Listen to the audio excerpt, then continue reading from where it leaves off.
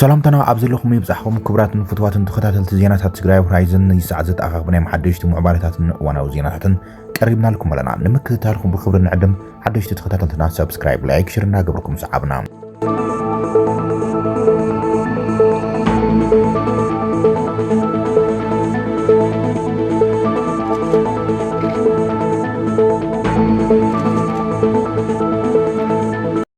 ቀጣን ትእዛዝ ፕሬዚደንት ጀነራል ታደሰ ወረዳ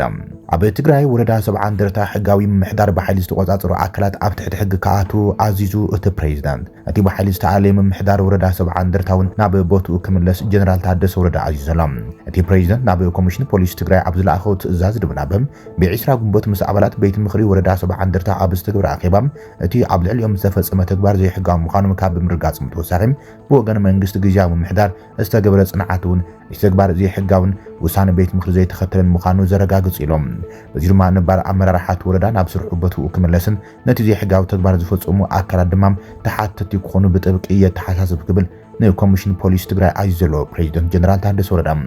ቤት ጽሕፈት ወሓዝ ዝእዘዙ ዕጡቃት ምምሕዳራት በሓይልና ተቆጻጸሩም ማዕጾ ኣብያተ ጽሕፈት ምምሕዳራት እናሰበሩ ከም ዝመጹ ዝፍለጥ ኮይኖም ብቐንዱ ኣብ ዞባ ደቡብ ምብራቕ ትግራይ ድማ ከቢድ ህዝባዊ ተቃውሞ ገጢሞም ይዘሎም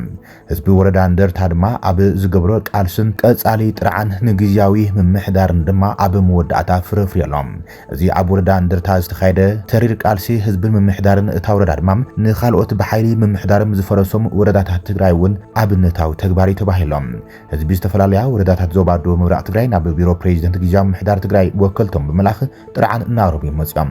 ፕሬዚደንት ታደሰ ወረዳ ድማ ዝናኣድ ንሕቶ ህዝቢ ምላሽ ዝሃበን መፍትሕን ትእዛዝን ብወረዳ እንደርታ ጀሚሮሎም እዚ መፍትሕ ድማ ኣብተን ካልኦት ቅርታታት ዘቕርባ ዘለዋ ወረዳታት እውን ተግባራዊ ክኸውን ክቕጽልን እዩ ጻውዒት ዝቐርበሉ ዘሎ ነቲ ፕሬዚደንት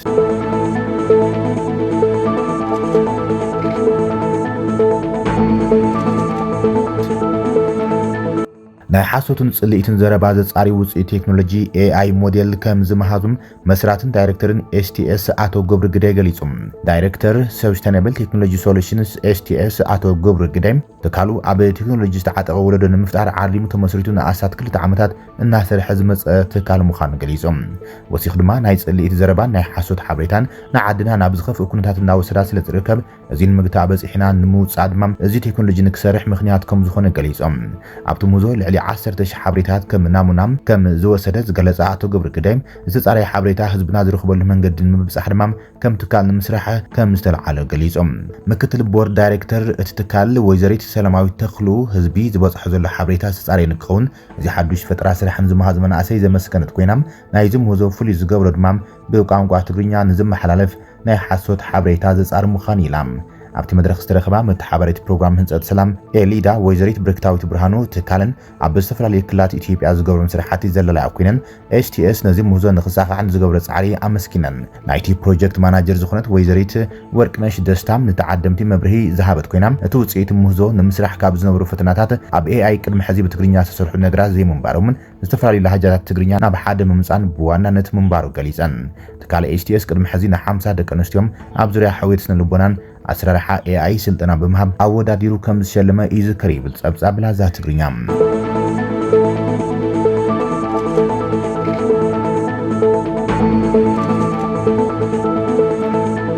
ውድብ ዲሞክራሲያዊ ስምረት ትግራይ ፈላማይ ጋዜጣዊ መግለጺ ክህብዮም እቲ በኣቶ ጌታቸው ረዳ ዝምራሕ ሓዱሽ ውድብ ብዛዕባ ምስረታት ውድብን ቀጸልቲ መደባቱን መሰረት ብምግባር ጋዜጣዊ መግለጺ ከም ዝህበ ፍሊጦሎም ስለዝኾነ ድማ ጽባሕ ቀዳም ኣብ ሆቴል ሸራተን እቲ ጋዜጣዊ መግለጺ በኣቶ ጌታቸው ረዳን ካልኦት ላዕሎት ኣመራርሓት ሓዱሽ ውድብን ከም ዝወሃብ ኣፍሊጦሎም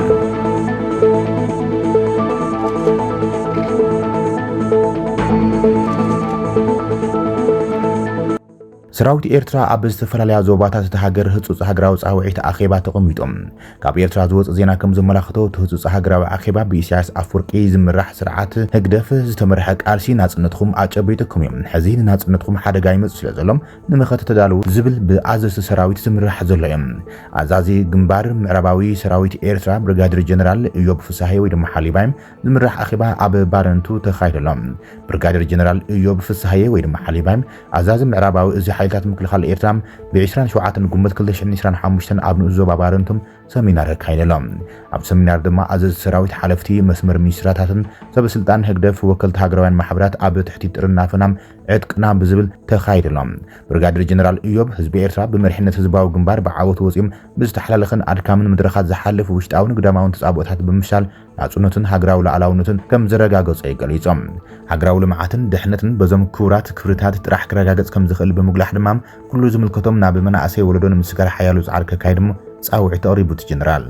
ኤርትራዊ መንነት ምሕያል ንፍሉያት ትካላት ጥራሕ ክግደፍ ከም ዘይብሉ ብምግንዛብ ብርጋዴር ጀነራል ኢዮብ ንስያት ንጹር ዕላማታት ስነ ምግባር ሰፊሕ ከምውን ምእማን ክዕጠቑን ሃገራዊ መደባት ልምዓት ኣብ ምትግባር ቅድመ ግደ ክጻውቱም ኣተሓሳሲብዮም እዚ በኣዘዝ ሰራዊት ኤርትራ ኣብ ዝተፈላለዩ ከባቢታት ሃገር ዝካየድ ዘሎ ኣኼባታት ብቆንዱም ስጋኣት ኩናት ምስ ኢትዮጵያ ኣንጸላሊና ስለ ዘሎም ተዳለዉ ናጽነት ዘምጻልኩም ስርዓትን ምክልኻልን ኣብ ተጠንቀቕ ደው በሉ ዝብል ህጹጽ ናይ ድልውነት ኦሪየንቴሽን ምዃኑ እዩ ዝግለጽ ዘሎ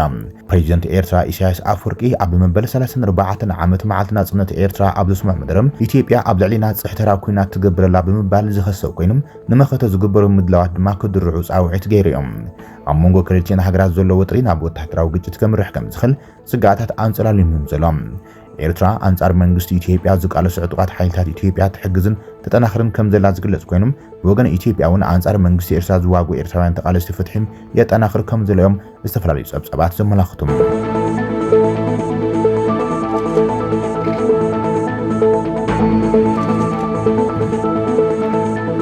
ኣብ ክልል ኣምሓራ ኣብ ዝሓለፈ 15 መዓልታት ጥራሕ ልዕሊ 30 መራሕቲ መኻይን ኣብ ዕገታ ከም ዝወደቁ ተገሊጾም ኩነታት ጸጥታ ክልል ንድሕነት መራሕቲ መኻይን እውን ኣብ ከቢድ ሓደጋ ከም ዘእተው ተገሊጾም ማሕበር መራሕቲ ከበድቲ መኻይን ጣና ንኣዲስ ስታንዳርድ ዝበሃል ጋዜጣ ኣብ ዝሃበ ሓበሬታ ኣብ ክልል ኣምሓራ ኣብ ዝሓለፉ 15 መዓልታት ጥራሕ ልዕሊ 30 መራሕቲ መኻይን ብመነቶም ዘይተፈልጡ ሰባት ከም ዝተጨወዩ ሓቢሮሎም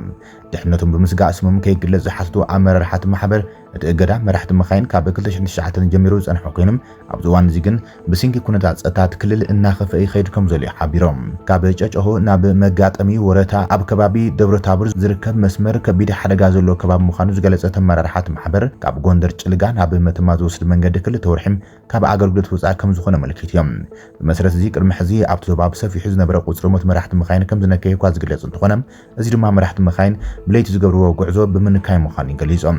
እቶም ጅሆን ምፍታሕ ካብ 50,000 ክሳብ 1 ሚልዮን ብር ይጠልቡ ከም ዘለው ብምሕባር እቲ ጉዳይ ብህጹጽ ክፍታሕ ከም ዘለው ድማ ኣስሚሮም እዮም ይብል ጸብጻብ ኣዲስ ስታንዳርድ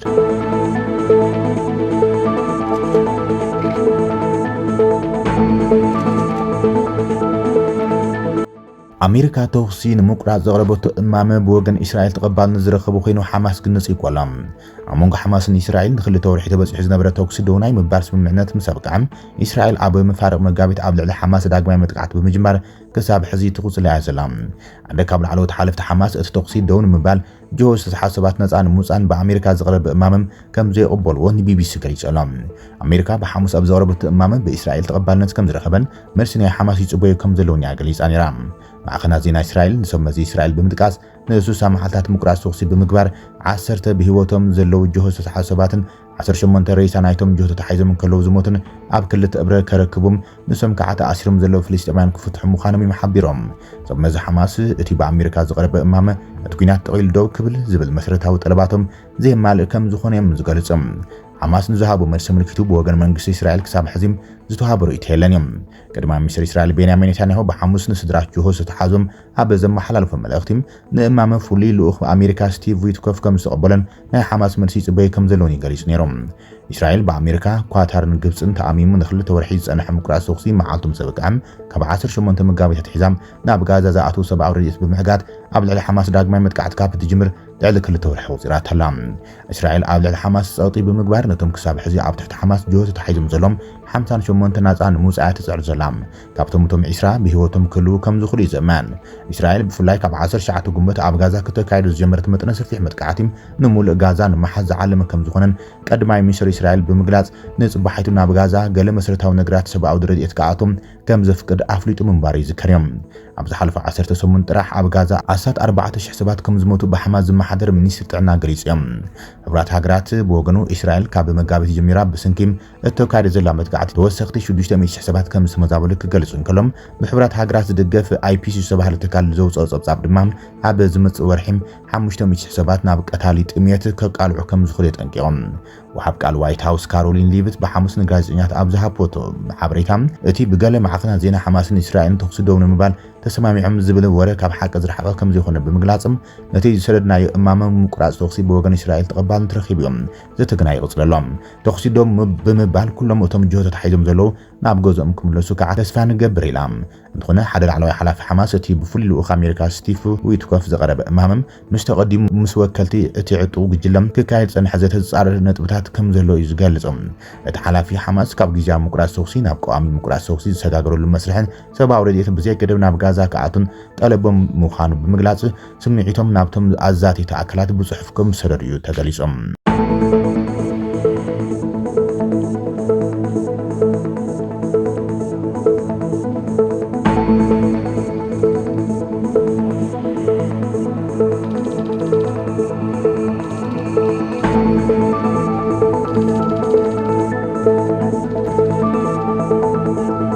ክብራትን ፍትዋትን ተኸታተልቲ ዜናታትና ነዚ ሰዓት ዝተኣኻኽቡ ናይ መሓደሽቲ ምዕባለታትን ዋናዊ ዜናታትን ዛዚምና ኣለና ነቲ ሰናይ ምክትታልኩም ነመስግን ሰላም